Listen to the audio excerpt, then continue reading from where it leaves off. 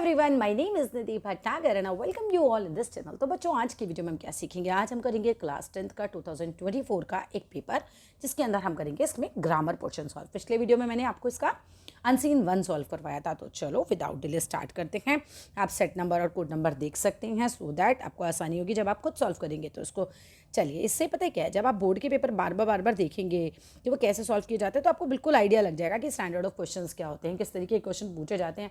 कई बार क्या होता है, इंसान साल भर पढ़े जा रहा है, उसको ये नहीं पता पूछेगा कैसे, वो तो बहुत कन्फ्यूजन होता है। अब आपको ये देखते रहना है कि कैसे क्वेश्चंस हमारे बोर्ड में पूछे जाते हैं, उसके हिसाब से ही आपको अपने पेपर का तैयारी करना है। अभी तो हाई स्कूल हमारा शुरू हो रहा है, मैं बात कर रही हूँ इस समय अभी फ़िलहाल जिस समय मैं वीडियो बना रही हूँ इस समय चल रहा है भाई जून 1 2025 की बात है ये। अब पता नहीं आप कब वीडियो देख रहे होंगे, but still it will be very helpful अगर आप इस तरह की वीडियोस देखते हैं।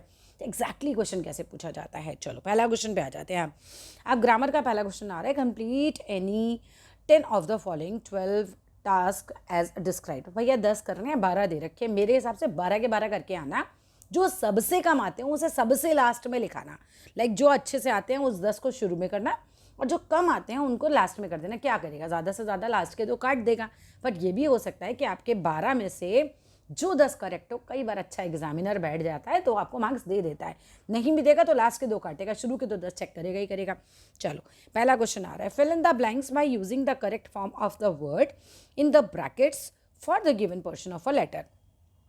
यहाँ पर given portion of a letter, इसका मतलब ये कोई लेटर में से एक पैराग्राफ आपको दिया गया है और क्या करना है, correct form of a word भरनी है, यानी कि टेंस करेक्ट मुझे लगाना है। ठीक है, आते हैं पैराग्राफ को पढ़ते हैं। I am also enclosing documents mention our terms and condition. Mention तो नहीं आ सकता, यहाँ पे क्या आ सकता है, mentioning. I am enclosing, enclosing means लगा रहा हूँ। क्या लगा रहा हूँ मैं, अपने डॉक्यूमेंट्स लगा रहा हूँ जो मेंशन कर रहे हैं हमारी टर्म्स और कंडीशंस को। विद दिस लेटर, इस लेटर के साथ, मैं इस लेटर के साथ कुछ डॉक्यूमेंट्स लगा रहा हूँ जो मेंशन कर रहे हैं टर्म्स एंड कंडीशंस को। तो मेंशन का क्या बन जाएगा, मेंशनिंग। आगे पढ़ने की जरूरत ही नहीं है क्योंकि आपको कुछ इसमें आगे करना नहीं था, आपको सिर्फ वहाँ वर्ड पकड़ना था, वहाँ हमने पकड़ लिया। चलो आगे देख लेते हैं। चलो अच्छा पढ़ देते हैं। कुछ बच्चे सोच रहे होंगे मैम पूरा पढ़ा दे, तो पढ़ देते हैं। Please go through the same. अब आप पूरा ये देख लीजिएगा जो मैं आपको डॉक्यूमेंट्स वगैरह भेज रहा हूँ, same. And if you have any doubts, अगर आपको कोई डाउट रहता है regarding that, please feel free to call or meet me personally. तो मुझे कॉल कर लीजिएगा, मुझे पर्सनली मिल लीजिएगा, तो हमारा ये वाला तो बिल्कुल आराम से बन जाएगा, मेंशनिंग आ जाएगा। यहाँ पर स्पेलिंग भी बता देते हैं, MENTIONING। क्लियर है? आपके बोर्ड एग्जाम से पहले आपके जो प्री बोर्ड्स होते हैं ना, उसमें उठा के मैम सीधा दे देती है बोर्ड के पेपरों को सॉल्व करने के लिए। ठीक है, चलो identify an error and supply the correction in this sentence. अब आपको एक गलती ढूंढनी है, ठीक है, और करेक्शन करना है यहाँ पर। चलिए देख लेते हैं सेंटेंस क्या है और सेंटेंस में कहाँ गलती हो सकती है और कहाँ हम उसका क्या करेक्शन हम कर सकते हैं। It's flexible to ferry up to 7 adults made the banana boat hugely appealing. क्या मतलब हुआ? इट्स, अब मैं इसको सही कर देती हूँ पहले, फिर तुम्हें समझाऊंगी। ये इट्स फ्लेक्सिबल की जगह यहाँ पर होना चाहिए फ्लेक्सिबिलिटी। उसकी फ्लेक्सिबिलिटी टू ferry अप, फेरी का मतलब होता है नौका, तो उसको नौका में लेके जाना या उसको चक्कर कटवाना, किसको, टू 7 adults को। मेड द बनाना बोट, इस बनाना बोट की वजह से ह्यूजली अपीलिंग है। देखो एक बनाना बोट है, फेरी का मतलब होता है चक्कर लगाना भी होता है, फेरी का मतलब एग्जैक्टली आप गूगल पे देखोगे तो नौका भी होता है, नाव भी होता है। यहाँ बनाना बोट की बात हो रही है। एक बनाना बोट है जिसमें 7 एडल्ट को बैठाना, ये ह्यूजली अपीलिंग है। एक साथ बनाना की बोट, उसमें 7 एडल्ट को एक साथ चक्कर कटवाना, किसकी वजह से? उसकी फ्लैक्सिबिलिटी की वजह से। It's flexibility to ferry up to 7 adults, उसकी फ्लैक्सिबिलिटी है कि वो 7 adults को एक साथ चक्कर कटवाती है। Made the banana boat hugely appealing, इसकी वजह से बहुत आकर्षक हो जाती है, बहुत अच्छी लगती है ना। तो यहाँ पर फ्लैक्सिबिलिटी की स्पेलिंग भी लिख लो, FLEXIBILITY, फ्लैक्सीबिलिटी। ठीक है, क्लियर है? चलो नेक्स्ट पे आते हैं। Mihika and Nitesh had a conversation about a shopping mall. Mihika और नितेश जो हैं वो बात करते हैं किसी शॉपिंग मॉल के बारे में। दे रिसेंटली विजिट, जहाँ वो रिसेंटली गए थे। ठीक है, 2 बच्चे हैं, दोनों बातें कर रहे हैं उस मॉल के बारे में जहाँ वो लोग गए थे। बच्चे का नाम है मिहिका और दूसरे का नाम है Nitesh, right. Report Mihika question. अब यहाँ पर आपको मिहिका के लिए क्वेश्चन बनाना है। अब ये पढ़ लेते हैं क्या लाइन है, फिर उसके बाद बनाएंगे। Do you remember that cafe where we had अब यहाँ एक वर्ड आपको दे रखा है क्रोसेंट। अब क्रोसेंट कुछ एक फ्रांस का ब्रेकफास्ट में खाए जाने वाला पदार्थ है, उसके बारे में हम, तो इसको आप डायरेक्ट से इनडायरेक्ट में कैसे बनाओगे, बस ये बनाना है आपको, रिपोर्ट करना है, मतलब इनडायरेक्ट बनाना है। इसका डायरेक्ट में दे रखा होगा इस तरीके से, और आपको इनडायरेक्ट कैसे बनाना है। Do you remember that cafe where we had a croissant. अब इसको ये देखो, समझ लो कि इसको आपको इन्वर्टेड कॉमा में दिया गया था, बस ये लगा देना आप। अब जैसे ही आप करोगे तो आप आराम से बना लोगे कि मिहिका आस्क्ड नितेश, मिहिका ने नितेश से पूछा, if he remembered. Do you remember का क्या बनेगा, डूडस जो हैं वो हट जाते हैं, जब प्रश्न से आप उसको इनडायरेक्ट में बनाते हैं तो डूडस हट जाते हैं, और जो भी वर्ब है उसका आप सेकंड फॉर्म लगा देते हैं। तो if he remembered, do you remember का क्या बनेगा, इफ़ ही रिमेंबर्ड, ठीक है। If he remembered that cafe वही सही रहेगा। वेयर ही रहता है, वी हैड अ क्रोसेंट, इसको चेंज करना है। दैट दे, वी किसके अकॉर्डिंग चेंज होता है, अकॉर्डिंग टू बोलने वाला। बोलने वाला कौन है, ये बच्ची हमारी। तो वेयर दे हैड, मतलब ये लोग इकट्ठे गए थे ना, तो इसीलिए वो दे लगा रहे हैं। दे हैड अ क्रोसेंट, जहाँ उन्होंने वो खाया था, ठीक है। They had a croissant, where they had a croissant, clear है। फिर से पढ़ दो, Mika asked Nitesh if he remembered that cafe where they had a croissant, clear है। Where they had a croissant आना चाहिए, क्यों, क्योंकि यहाँ पर ऑलरेडी पास्ट टेंस लगा हुआ है, पास्ट परफेक्ट लगा हुआ है, तो पास्ट परफेक्ट और उन्होंने खाने के लिए 2 बार हैड भी लगा सकते हैं, ठीक है। चलो जी, नेक्स्ट पे आते हैं। Fill in the blanks by choosing the correct option to complete the part of a notice on the school notice board. Fill in the blank by choosing the correct option. आपको correct option को choose करना है, आपको fill करना है, ठीक है, complete करना है इसको। चलो, students who want to participate in the annual day. अच्छा, मैं आप लोगों को बता देती हूँ, जो आंसर्स मैं आपको बता रही हूँ वो एग्जैक्टली आपके सीबीएसई ने जो आंसर्स दिए हैं ये वही आंसर्स हैं। सीबीएसई की मार्किंग स्कीम आती है ना, तो उसी से ही हम आंसर्स को डिस्कस कर रहे हैं, so there will be no confusion. जो सीबीएसई सही मान रहा है चेकिंग में, हम उसी को ले रहे हैं यहाँ पर। Fill in the blanks by choosing the correct. अच्छा चलो आगे पढ़ लेते हैं। Students who want to participate in the annual day, जो बच्चे पार्टिसिपेट करना चाहते हैं एनुअल डे में, शुड रिपोर्ट। यहाँ पर क्या लगना चाहिए बच्चों, शुड, उनको रिपोर्ट करना चाहिए टू द ऑडिटोरियम हॉल में 12:30 बजे टुमारो, ठीक है। कुड तो पास्ट के लिए ही आता है, तो ये तो बिल्कुल नहीं आ सकता था। कर सकते थे, ये तो सेंस ही नहीं है। मे मतलब 50-50 कर सकते हैं शायद, ठीक है, ये नहीं। शुड आएगा, उन लोगों को रिपोर्ट करना चाहिए ऑडिटोरियम हॉल में 12:30 बजे, तो शुड रिपोर्ट इस तरीके से आ जाएगा। तो students who want to participate in the annual day should report to the auditorium hall at 12:30 बजे टुमारो। इसमें मे भी काफ़ी हद तक सही लगेगा, पढ़ने में सही लग रहा है, बट जो मार्किंग स्कीम का आंसर है वो शुड है। चलो आगे चलते हैं। Identify the error and supply the correction for the given up pop-up appearing in the website. Website पे पॉपअप्स आते रहते हैं ना, उसमें आपको दे रखा है एक लाइन, आपको यहाँ गलती ढूंढनी है। द साइट यूज कुकीज़, अरे भाई सिंगुलर के साथ तो एस और एस आता है, यूज़ हो ही नहीं सकता, यूजेज होगा, ठीक है। सिंगुलर है ना, दिस साइट, सिंगुलर के साथ एस और एस आता है, प्रेजेंट इंडेफिनिट टेंस है हमारा सीधा सीधा, तो एरर तो वैसे ही मिल गया, मतलब शुरू होते ही मिल गया। आगे चलते हैं। आप एरर में यहाँ लिख कर आइएगा पेपर में, यहाँ पर आप यूज़ लिखिएगा और यहाँ पर आप यूजेस लिखिएगा, क्लियर है। आगे चलते हैं। 6.1 complete the given narrative by filling in the blank with the correct option. Always check the forecast, आप हमेशा भविष्यवाणी को चेक करिए so that you can be prepared for the weather changes. तो आप बिल्कुल प्रिपेयर हो जाएंगे कि वेदर में भैया क्या बदलाव आ रहा है। टेम्परेचर में ड्रॉप कम हो सकता है एंड विंड में इंक्रीज, विंड अब जो है हवा जो है वो तेज़ हो सकती है एज यू क्लाइंब हायर, जैसे जैसे आप आगे ऊपर चढ़ेंगे।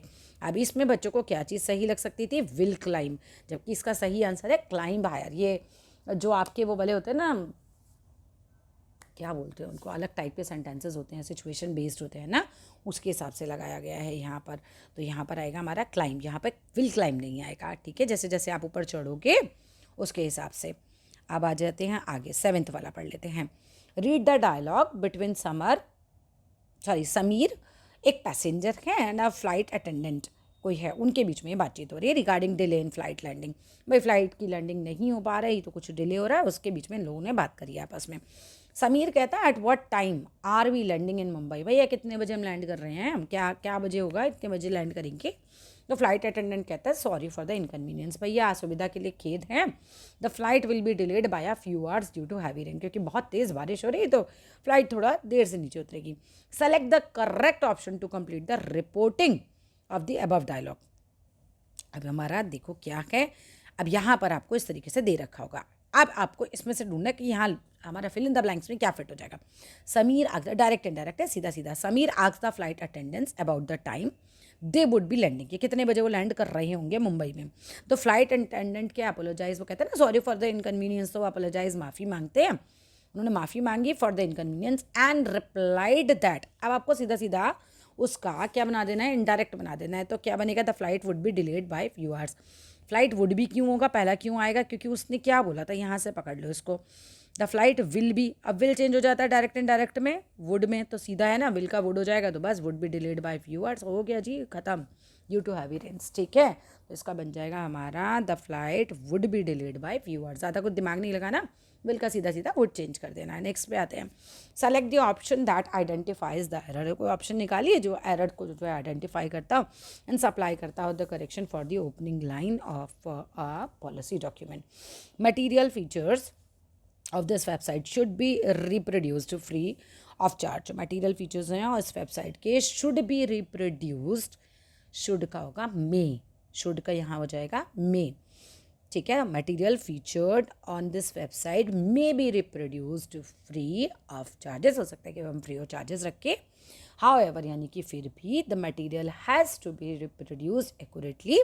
मटीरियल जो है वो रिप्रोड्यूस होना चाहिए बिल्कुल accurately and is not to be used in. अब डेरियोगेटरी का मतलब होता है अपमानजनक नहीं होना चाहिए, कुछ भी इंसल्टिंग नहीं होना चाहिए, और इज़ मिसलीडिंग, उसके अंदर कॉन्टेक्स्ट नहीं होना चाहिए। तो यहाँ सीधा सीधा आपका शुड का मे है, ए पार्ट जो है आपका वो करेक्ट है। चलिए नेक्स्ट आ जाते हैं 9th पर। अब report the following dialogue between a teacher and her student. अब डायरेक्ट एंड डायरेक्ट देखो कितना ज़्यादा पूछा जा रहा है आपसे, ठीक है ना। टीचर कहती है why have you not completed your homework, तुमने अपना होमवर्क कंप्लीट क्यों नहीं किया। तो स्टूडेंट कहता है there was a long power cut in my locality, भैया बहुत देर के लिए बत्ती चली गई थी and our inverter battery also run out, हमारा बैटरी भी एकदम खत्म हो गया था। तो the teacher asked the student, teacher जो है बच्चे से पूछती है why he had not completed. Why have you का ही हैड हो जाएगा, सीधा सीधा है, वाई हैव यू का why he had हो जाएगा, why he had not completed his homework। the student answered that। अब बच्चा क्या आंसर देगा, बच्चे ने आंसर की दिया कि there had been, was were changed into had plus V3, तो there had been a power cut in his locality, बस सीधा सीधा बता दिया कि there had been a power cut in his locality and their inverter battery had also ran out। Clear है, their inverter battery run out, second form change into had plus V3, रैन होता है second form, तो ये होगा had, ठीक है, और रैन का रन हो जाएगा थर्ड फॉर्म, ठीक है, run out, had also run out, had also run out. चलो कंप्लीट करते हैं, लास्ट 10th पे पहुंच गए। 10th तक तुम्हें करना है, क्या हम पूरे 12 करेंगे इसके अंदर।